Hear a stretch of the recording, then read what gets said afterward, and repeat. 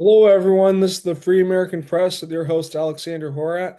And today I had the opportunity to interview Jessica of Big Tent Treats, who's also the owner of the farmers market in Curry County, Oregon. So she actually sells organic grass-fed beef.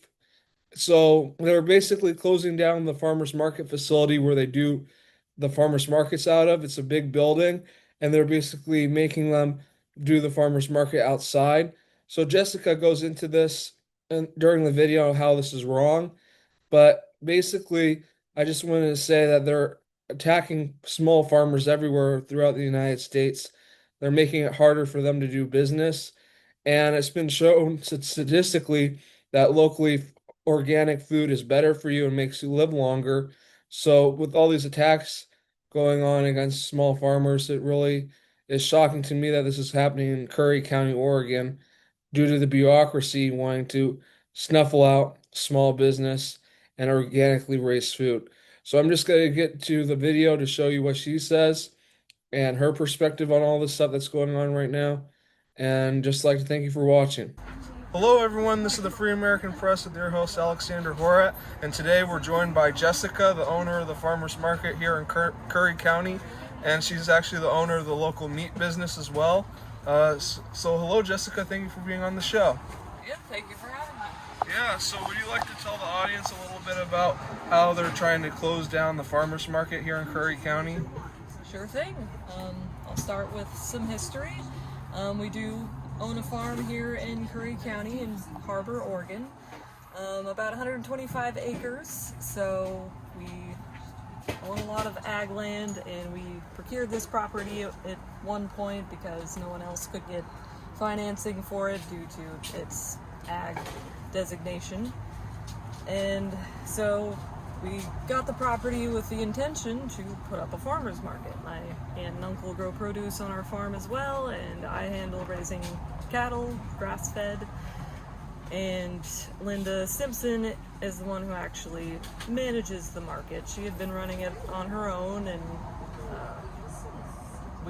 she was outgrowing the space at the Grange Hall, so it was our intention to grow from there.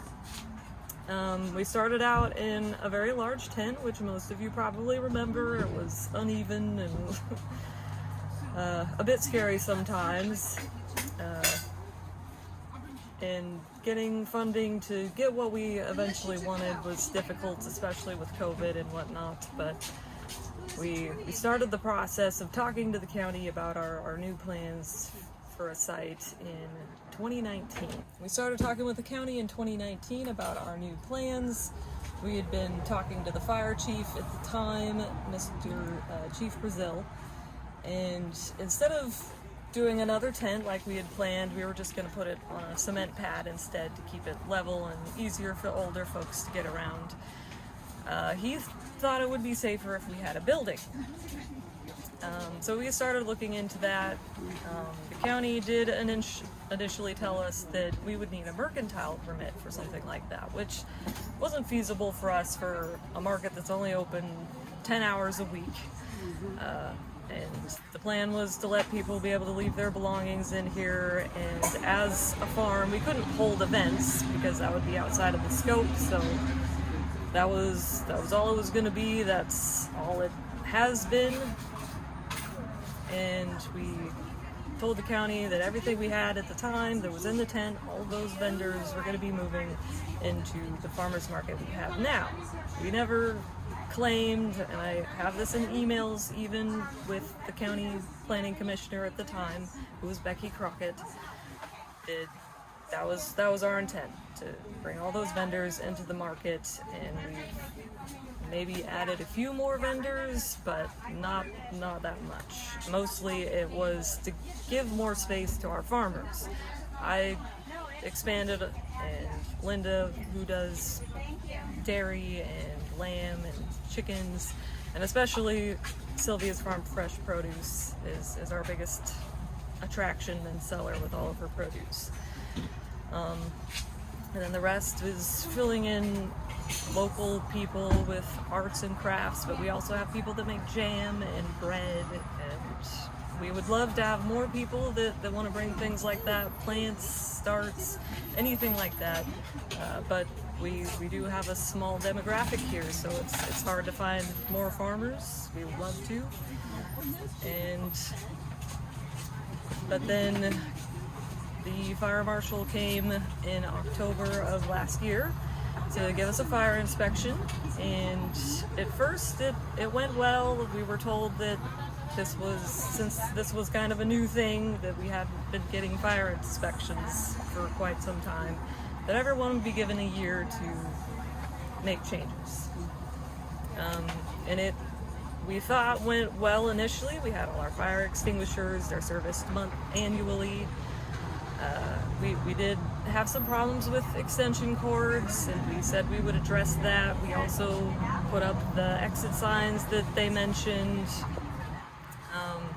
And we did make some changes to our vendors that cook food. And the propane heaters, we removed those as soon as they told us about it.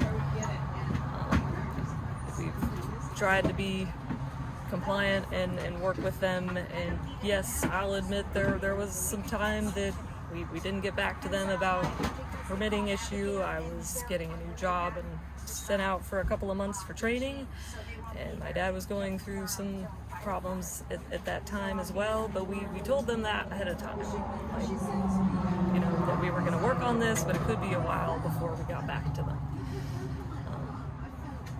But since then, I asked the building inspector for some more information about the building permit that he was wanting us to get, because there was mention of the mercantile permit again, which we said we had discussed thoroughly with the county to begin with, and we would be willing to cut back or make certain changes in order to not have to get a mercantile permit, because costs for that can range from $10,000 to $50,000.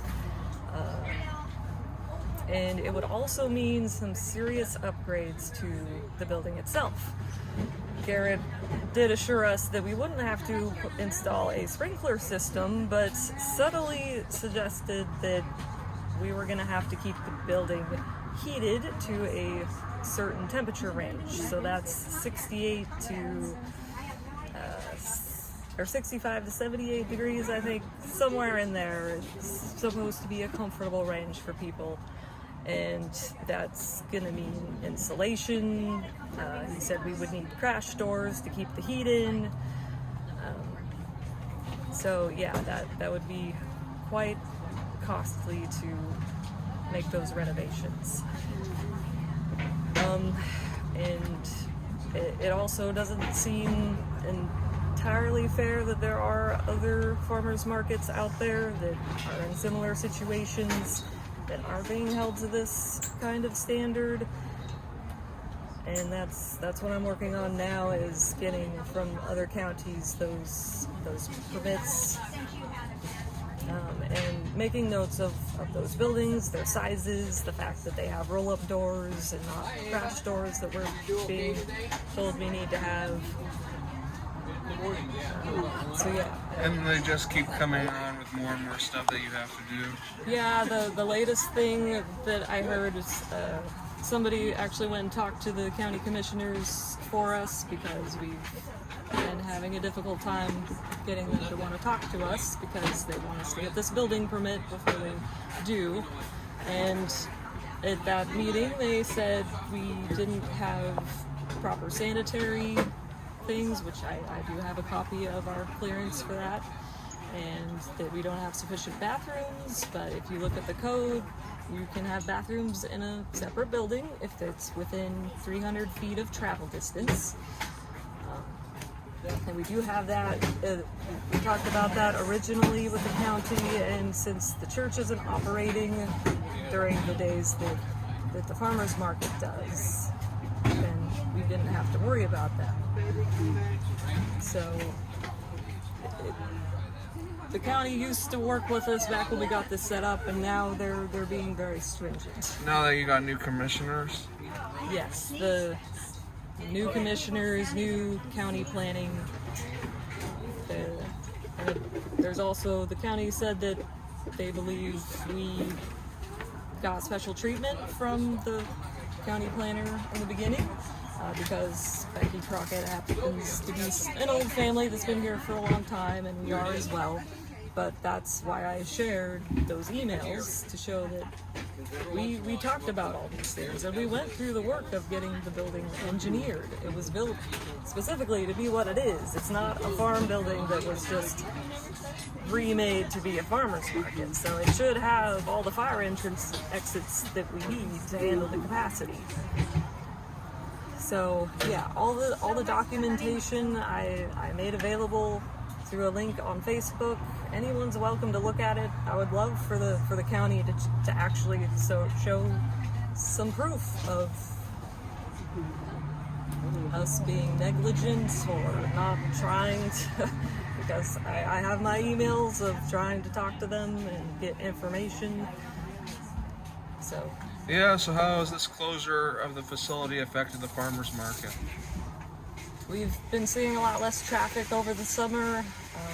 We obviously don't have all of our vendors operating because it's just been too difficult for them. We did have a vendor take a spill, and it's been harder for our elderly as well because we're working in the parking lot now, so we don't have that even concrete pad. So it's been stressful for all of us. Obviously for me doing meat, and some of our other farmers that have to keep their products frozen, we're bringing all that stuff out in ice chests, or at least what we can,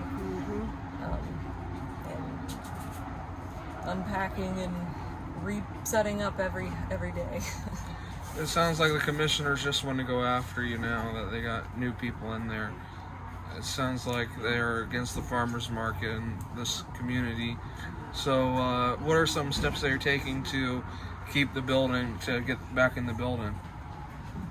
Well, after our latest talk with the county, with our attorney, and the animosity that there seemed to be there, our attorney suggested that we would need to take this to court, because we can't progress this to the state level until the county makes a decision. But since they aren't doing that, they didn't accept our appeal, even though we followed the proper procedures. District courts is the only way to get that taken to that next level. But that's going to mean a lot more fees for an attorney and a lot of time. Yeah. So how can the community rally behind the farmers market to keep it getting back into its original spot? Like, is there something like sending messages to the county commissioners, or what are your ideas? Yeah, possibly. I don't know who is telling our commissioners the things that they seem to believe. Because I have sent them my information, and I know they're very busy, so they probably haven't taken the time to look at it. So they're just listening to what they're being told. But I don't want to say that the commissioners are bad people, and I absolutely agree with trying to make this safe for the community. But it just needs to be, fair for the amount of time that we operate and what it is we're doing. I definitely agree, and this is definitely a staple for the community, and I hope it never goes away. And I hope we can get back into this big building. If you'd like to learn more, you can look up Jessica's site on Facebook. She's actually done some paperwork in regards to this. Yeah, so if you really want to know if what I'm saying is true, my page is Big Tent Treats, and I've included a link to the clearance paperwork that we did, the emails back and forth between the county, our engineered plans. And if you have any questions or want to see something else, I'll even upload my sanitation clearance as well, since that seems to also be in question now. So Yeah, well, I'd like to thank everyone for watching this video. Please support this farmers market in Curry County. Share this video with your friends, and thanks again for doing this video, Jessica. It was very good. And please subscribe. Thank you.